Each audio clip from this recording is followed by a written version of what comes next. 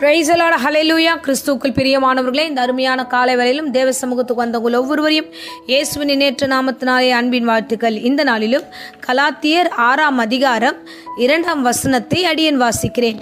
ஒருவர் பாரத்தை ஒருவர் சுமந்து இப்படியே கிறிஸ்துவனுடைய பிரமாணத்தை நிறைவேற்றுங்கள். ஆமென், ஹல்லேலூயா. ஒருவர் பாரத்தை ஒருவர் சுமங்கள் என்று தேவனாகிய கர்த்தர் நம்மிடத்தில் எதிர்பார்க்கிறார். பாருங்க, பவுல் விதமாய் சொல்லுகிறார், நீங்கள் உங்களுடைய காரியமாகவே பார்த்து கொள்ளாதீங்க, நீங்க கொஞ்சம் இந்த உலகத்தை திரும்பி பாருங்க. அநேகர் இந்த வேளையில பாரத்தோடு இருக்கிறார்கள், கவலையோடு இருக்கிறார்கள், யாராவது விசாரிக்க மாட்டார்களா என்று பலவிதமான எண்ணங்களோடு இருக்கிறார்கள். நீங்கள் மற்றவருடைய பாரங்களை சுமக்கிற பிள்ளைகளாய் இருக்க வேண்டும் என்று இவ்விதமாய் அவர் சொல்லுகிறார். பாருங்க, விசேஷமாக பிதாவாகிய தேவன் இந்த வேளையில நமக்காக இறங்கி வந்தது உண்மை என்றால், நம்முடைய பாரங்களை சுமக்க அவர் இறங்கி வந்தது, தன்னுடைய சிங்காசனத்தை விட்டு அவர் இறங்கி வந்தது உண்மை என்றால், இந்த நாட்களில நாமும் நம்முடைய நிலையை விட்டு இறங்கி கொஞ்சம் பார்ப்போம், பக்கத்துல அக்கத்துல இருக்கிறவர்களை பார்ப்போம். மற்றவர்கள் பாரத்தோடு வேதனையோடு எந்தெந்த பிரச்சனைகளை கலக்கத்தோடு இருக்கிறார்களோ அவர்களை நாம் விசாரிக்கிற பிள்ளைகளாய் இருக்க வேண்டும். ஆமென், ஹல்லேலூயா. இந்த காலை வேளையிலும் தேவன் உங்களிடத்தில் கேட்கிறார். இந்த உபவாச நாளிலும் கர்த்தர் உங்களிடத்தில் என்ன வார்த்தை தெரியுமா சொல்லுகிறாரு? மற்றவருக்காக ஜெபம் பண்ணுங்க, மற்றவருடைய பாரத்தையும் நீங்கள் சுமந்து கொள்ளுங்க. இந்த சிலுவையின் பாடின் வழியாக கூட தேவன் சில காரியங்களை நமக்கு கற்றுக் கொடுக்கிறார். ஆமென், ஹல்லேலூயா. பாருங்க, வேதத்துல ஒரு சம்பவத்தை நம்ம வாசிக்கிறேன். இயேசு கிறிஸ்து சிலுவை சுமக்கும்படியாக அவருக்கு தண்டனை கொடுத்ததுக்கு அப்புறம் அவர் சுமந்து கொண்டு வருகிறார். அவர் வருகிற வழியில ஒரு சம்பவம் நடக்கிறது. என்னென்றால், லூக்கா 23ஆம் அதிகாரம் 26வது வசனத்துல ஒரு காரியத்தை வாசிக்கிறோம். பாருங்க, அவர்கள் இயேசுவை கொண்டு போகிற பொழுது நாட்டிலிருந்து வருகிற சிரேனே ஊராகிய சீமோன் என்ற ஒருவனை பிடித்து சிலுவையை அவர் பின்னே சுமந்து கொண்டு போகும்படி அதை அவன் மேல் வைத்தார்கள். ஆமென், ஹல்லேலூயா. சோ இந்த வேத வசனத்துல நம்ம வாசிக்கிறோம், இந்த மனுஷனை, அதாவது சிரேனே ஊராகிய சீமோன் என்ற ஒரு மனுஷனை அந்த வழியா வருகிறாரு. அவர் ஏன் வராரு, அந்த இடத்துல ஏன் வருகிறார் அப்படின்னு பார்த்தோம்னா, அன்னைக்கு பஸ்கா பண்டிகையா இருக்கிறபடினால எல்லா ஊர்களிலிருந்தும் எல்லோரும் அங்கே வருவார்கள். வந்து அந்த பண்டிகை நாட்களில் கொண்டாடுகிறதையும் எல்லோரும் வந்து போவதுமான ஒரு வழக்கமான இடம்.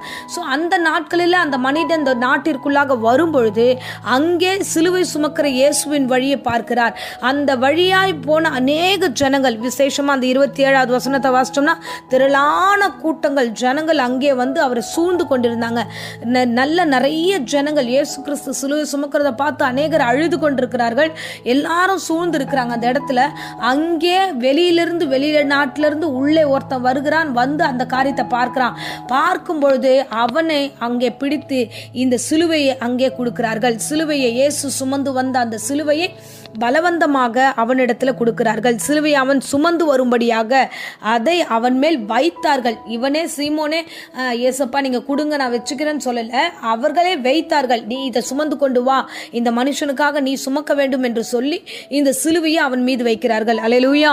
அருமையான தேவ பிள்ளைகளே, இந்த காலை வேளையில கர்த்தர் உங்களிடத்துல சொல்லுகிறார், எத்தனையோ பிரச்சனைகளை நாம பார்த்து கொண்டு இருக்கிறோம்.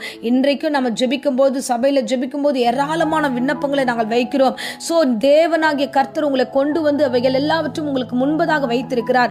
நீங்கள் இவைகளை சுமக்கிற பிள்ளைகளாய் இருக்க வேண்டும். ஆமென், ஹல்லேலூயா. யாருக்கோ என்னவோ இருக்கட்டும் என்று சொல்லி நாம் இருக்கக்கூடாது. மற்றவர்களுக்காக, மற்றவருடைய பாரங்களுக்காக நாம் ஜெபிக்கிற பிள்ளைகளாய் இருக்க வேண்டும். ஆமென், ஹல்லேலூயா. பாருங்க, இவர் அந்த நாட்டிற்கு ஏதோ ஒரு வழியாய் உள்ளே வருகிறார். ஆனா வந்தவர் எங்கேனா, என்ன கூட்டமா இருக்கிறாங்க, சரி நம்ம அதை போய் பார்ப்போம் என்று அந்த கூட்டத்தினுடைய மத்தியில் அவர் வரும்பொழுதுதான் இயேசு சிலுவை சுமக்கிற அந்த காட்சி அவர் காண்கிறார். இயேசுவின் சிலுவையின் பாதையை அவர் பார்க்கிறார். பார்த்த மாத்திரத்திலேயே அவருக்கு ஒரு பெரிய காரியம். அவர் வேற மனமகிழ்ச்சியாய் வந்திருக்கலாம் அந்த ஊருக்கு. ஆனா அவருக்கு நித்திய வாழ்வு உண்டாக்கத்தக்கதாக இந்த வேதாகமத்தில், வெளியேற பெற்ற வேதாகமத்தில் அவருடைய பெயர் இடம்பெற வேண்டும் என்பதற்காகவும் தேவன் ஒரு அற்புதமான வாழ்க்கை அவருக்கு ஏற்படுத்தி கொடுத்திருக்கிறார். ஹல்லேலூயா. என் இயேசு நல்லவர், நல்லவர். பாருங்க, எத்தனையோ பேருடைய வாழ்க்கையில நம்ம வெளியில போகும்போது, மற்ற ஊர்களுக்கு போகும்போது, ரோட்ல போகும்போது எத்தனையோ பேருடைய வாழ்க்கை தலைகீழாக மாறி இருக்கிறது. அவங்கள பார்த்தேன், இவங்கள பார்த்தேன் அப்படின்ட்டு பாவத்தில் விழுகிறவர்களுடைய காரியத்தெல்லாம் நம்ம பார்த்திருப்போம். ஆனா இங்கே நம்ம பார்க்கிறோம், பாருங்க, இவர் அந்த பண்டிகைக்காக வருகிறார், அந்த ஊருக்குள்ள வருகிறார், நிறைய பேரை பார்க்கணும்னு வருகிறார், சிலுவையின் காட்சியை பார்க்கிறார். எத்தனையோ கேளிக்கைகள் அங்க நடந்திருக்கலாம். ஆனா அவன் சிலுவையின் காட்சி போகிற இடம் ஜனங்கள்லாம் அழுகிறாங்க, புலம்புறாங்க, அதை பார்க்க வருகிறார். அந்த காட்சியின் மத்தியில் அந்த மனுஷன் வரும்போது தான் இழுத்து அவர்கிட்ட கொடுக்குறாங்க. அப்போ நம்முடைய பார்வை எந்த பக்கம் இருக்குன்னா, எல்லோரும் அழுகிறார்களே, எல்லோரும் புலம்பு புலம்புகிறார்களே, என்ன அங்க நடக்கிறது, என்ன வார்த்தை நடக்கிறது, என்ன சூழ்நிலை நடக்கிறது என்று கவனித்து நாம் நடந்தோம் என்றால் இந்த சீமோனுக்கு நடந்தது போலவே தேவனுடைய கிருபை நம் மீது வரும். பாருங்க, யாருக்கு கிடைக்கும் இந்த ஸ்லாக்கியம்?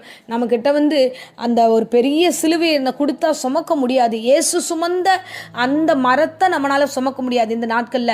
அதே மாதிரி அந்த இடத்துல அந்த மனுஷன் அதுக்கு தோல் கொடுத்து கொஞ்ச தூரம் அவர் தூக்கி வந்தது அவர் செய்த கிருபை. ஆமென், அல்லேலூயா. இந்த நாட்களிலும் இந்த கிருபை நமக்கு வைக்கப்பட்டிருக்கிறது. ஆமென், அல்லேலூயா. நீங்களும் இந்த காலை வேளையில உங்களுக்கு முன்பதாக வருகிற எல்லா விண்ணப்பங்களையும் எல்லா பாரங்களையும் நீங்கள் மற்றவர்களுக்காக சுமந்து கொள்ளுங்க. என் தேவனாகிய கர்த்தர் அதை அங்கீகரிப்பார். உங்களுடைய வாழ்க்கையில புது மாற்றத்தையே கொடுப்பார். உங்களுடைய வாழ்க்கையில புதிய அதிசயத்தை காணச்சுவார். ஏதோ போகலாம், ஏதோ வரலாம் என்று இல்லாம நீங்கள் வரும்பொழுது காண்கிற அந்த பாரங்களை நீங்கள் சுமந்து கொள்ளுங்க.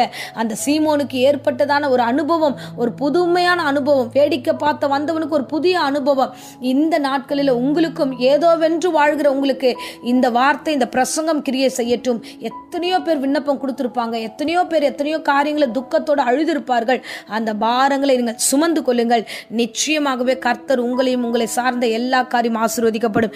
எப்படி சீமோனுடைய பேர் அழைக்கப்படாம இந்த வேளையில இந்த வேதாகமத்தில் ஆண்டவர் இடம்பெற செய்தாரோ, அதே மாதிரி காலம் இருக்கும் வரைக்கும் உங்களுடைய பெயர்களும் இந்த பூமியில நிலைத்திருக்கத்தக்கதாக, பரலோகத்தில் நிலைத்திருக்கத்தக்கதாக, மற்றொரு பாரத்தை நீங்கள் சுமக்கும் போது நிலை பெறத்தக்கதாக கர்த்தர் உங்களை ஆசீர்வதிப்பார். ஆமென், ஹல்லேலூயா. சோ இப்பொழுதும் அடியேன் உங்களுக்காக ஜெபிக்கிறேன். அன்பு ரட்சகா, இந்த அருமையான தருணத்துக்காய் ஸ்தோத்திரம். ஆண்டவரே அப்பா, இவ்வளவு நேரம் இந்த பிரசங்கத்தை கேட்ட ஒவ்வொரு பிள்ளைகளையும் ஆசீர்வதிப்பீராக. ஆண்டவரே அப்பா, சீமோனை போல கர்த்தாவே ஆண்டவரே உம்முடைய சிலுவையின் பாரத்தை சுமக்கிற பிள்ளைகளாக, உம்முடைய ஊழியத்தை சுமக்கிற பிள்ளைகளாக ஆண்டவரே பலவந்தம் பண்ணப்படுகிற வேலைகளையும் கர்த்தாவே ஆண்டவரே கிருபைகளை நீ தருகிறதுக்காய் ஸ்தோத்திரம். ஆண்டவரே அப்பா, ஒவ்வொரு பாரத்தையும் ஆண்டவரே ஒவ்வொருவரும் சுமக்க கிருபை தாங்க.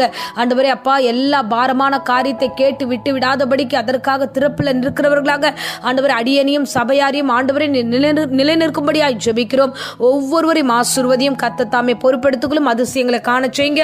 ஆவியானவர் பொறுப்பெடுத்து வழி நடத்துவீராக. இப்போதும் வியாதியோடு பலவீனத்தோடு யாராகிலும் இந்த பிரசங்கத்தை கேட்டுக்கொண்டா பூரண சுகமும் ஆரோக்கியமும் உண்டாகட்டும். வழி நடத்தும், காத்துக்கொள்ளும். இயேசுவின் நாமத்திலே ஜெபித்து ஆசீர்வதிக்கிறேன் ஜீவனுள்ள நல்ல பிதாவே. Amen, amen. Praise the Lord. God bless you.